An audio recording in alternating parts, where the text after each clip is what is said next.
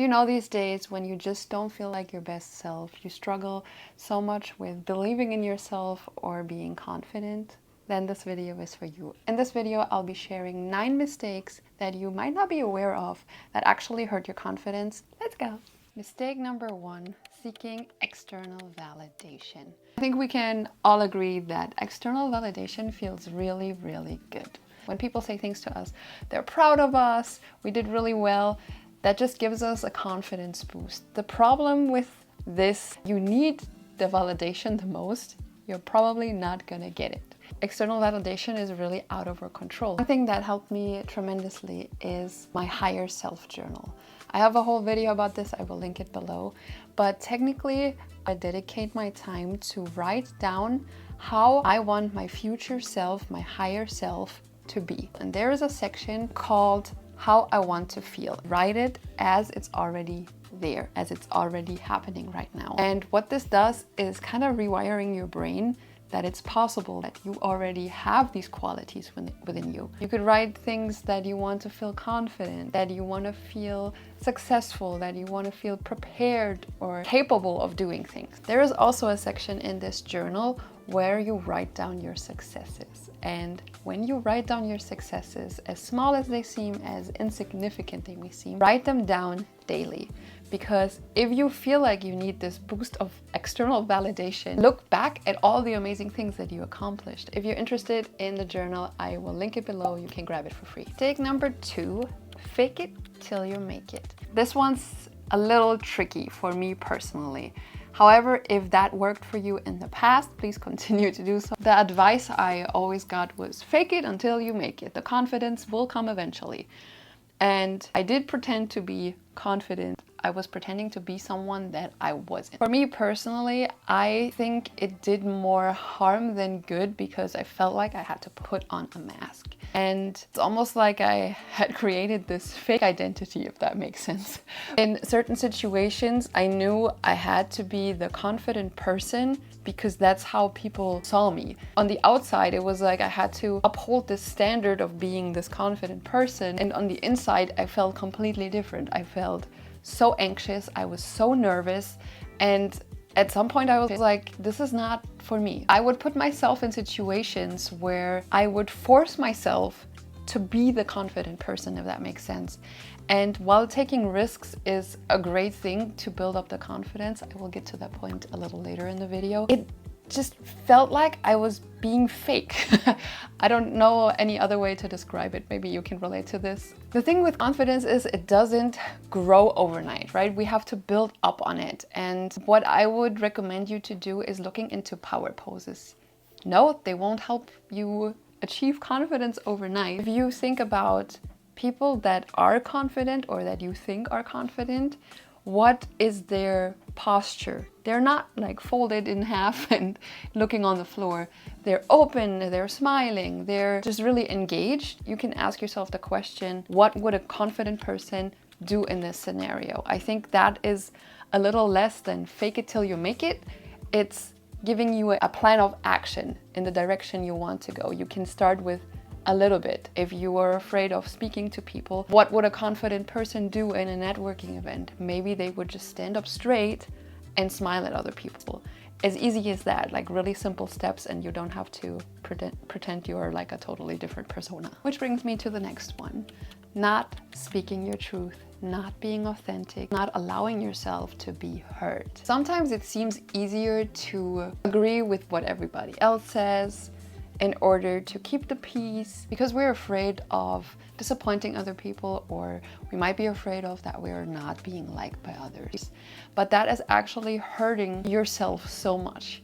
You're doing a disservice to you by not speaking your truth. And I know from my own experience, it can feel really so uncomfortable to speak your truth, and having this fear of not being liked or disappointing other people. Going back to putting on that mask, that's essentially what you're doing if you're agreeing with other people. You're going into your people-pleasing self, and that doesn't serve the other person, and it doesn't serve you at all. I would suggest work on it like a muscle, where you allow yourself to share your opinion, where you allow yourself to speak your truth. even if your voice is shaky. And the more often you do this, the easier it will get, I promise you. Next up, comparing yourself to others. This quote we probably all know is, "The comparison is the thief of joy," and in this case, it's also the thief of confidence. There will be always people that are wealthier, that are going on more vacations, that have the bigger house, that you feel like they're prettier. The list never ends, and with social media now completely comparing us with even total strangers on the internet. If you constantly compare yourself to others, you cannot build your confidence because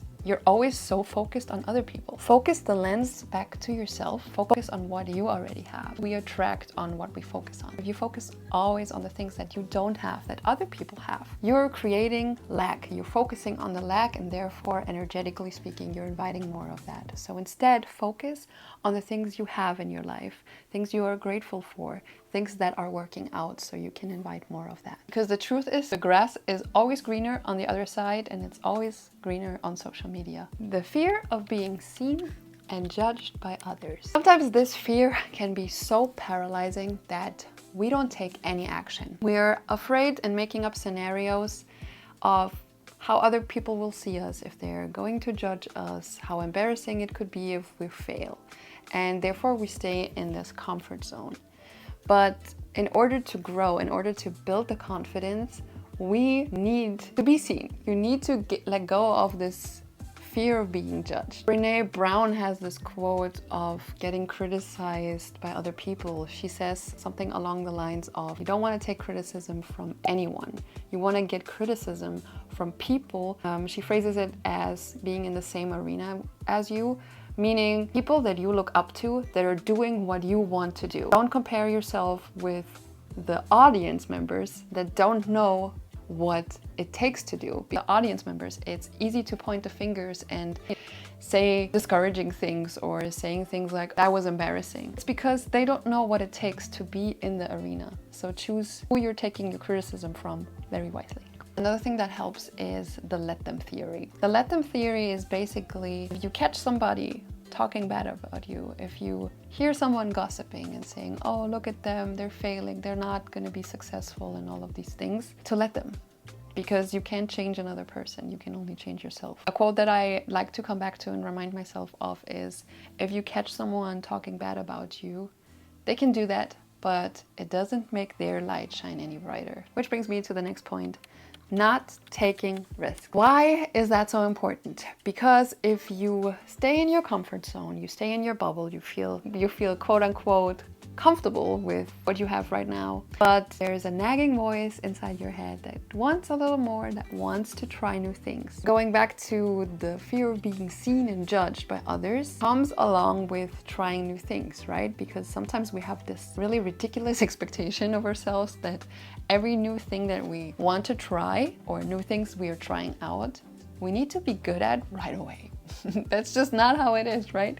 You need practice. You just need to be kind to yourself. And it's so important to allow yourself to fail, allow yourself to be embarrassing, allow yourself to not be perfect. Because from there on, you make it so much easier for yourself to take away the pressure and just doing things for the enjoyment of things. A quote I came across recently, which I found really beautiful. When you're nervous about stepping outside your comfort zone, remind yourself, it feels scary because it's unfamiliar, not because you're incapable. Being too hard on yourself and negative self-talk. We're our own worst critics, and it's so easy to get sucked into this negative self-talk, especially if things didn't work out the way we intended them to. The thing that really is helpful is to think how you would react if a good friend of yours messed up, a good friend of yours tried something new and it didn't work out as planned. You wouldn't go to them and put them down even more, right? You would uplift them, say to them, don't worry about it, you're gonna get there, we're gonna try again, I love you, let's keep going. And I need you to do that for yourself. And sometimes that can be really, really hard, but negative self-talk just keeps you in this spiral that's getting worse and worse. It's just gonna spiral down. Try to flip the script, and instead of going down, spiral down into this negative self-talk, find some things that came from it that can be turned into a positive. So maybe you applied for a job and it didn't work out, you didn't get it. But in your success journal, you could write down, I applied for that job. That is taking a risk, trying new things, and yeah, maybe it didn't work out, but this is what I learned from it. And another great tool to stop the negative self-talk is positive affirmations. If you've been here a longer time on this channel, you probably heard me saying this a lot, so I will just link a bunch of affirmation videos below. Not letting go of old stories, not forgiving yourself. We all make mistakes, it's just part of being human, and this is how we learn. And a very important step is self-forgiveness, because if we can't forgive ourselves for past mistakes, it's really hard to move on. These old stories are holding you back because your brain always pulls them up in the situations you need them the least, where it's like, oh, you want to try new things? Here is what happened the last time and it didn't work out. Mistakes that happened in the past do not determine your worth or your future. You can choose new, you can try again, and this is just how we learn. The thing that could help with letting go of an old story is writing down that one story that's just kind of stuck in your head and where you feel like this story is holding you back from believing in yourself and being confident, is grabbing a piece of paper and writing down the story as detailed as you remember it. You can almost see that as a ritual of, this is the last time I'm giving this problem or this story this much energy. It doesn't serve me if I keep holding on to this energy for much longer. And when you're done writing it, you could either throw it in the trash, rip it into pieces, burn it, but focus your energy on the things that are happening now. The past is the past, is done. You can't change anything about it, even if you're going to think about it for the next 3 years. Letting go reminds me of the scene from The Lion King.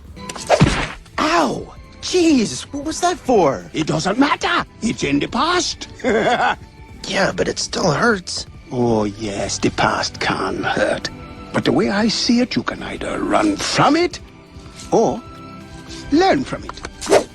Ah! You see? Relationship. Toxic relationships, in no matter what kind of relationship, suck. They drain your energy, they make you feel less than you are, and they just don't feel great. I'm gonna give you an example. Let's say you have a friend that you know is very jealous of you. It doesn't even matter if you have the same kind of interests, but if you would accomplish something, this person would get jealous if you would tell them. So therefore, to keep the peace, you are going to not tell them. What this does is hurting, first of all, yourself, because you achieved something, you accomplished something, you're proud of yourself, it boosts your confidence, and then you can't share it with this person because you know they're going to react in a bad way or make you feel bad about it. But then for some reason this person finds out that you accomplished something and you didn't tell them, and then it becomes a whole scenario again. It's like, oh, why didn't you tell me? I'm mad about you because you didn't tell me. Don't you trust me?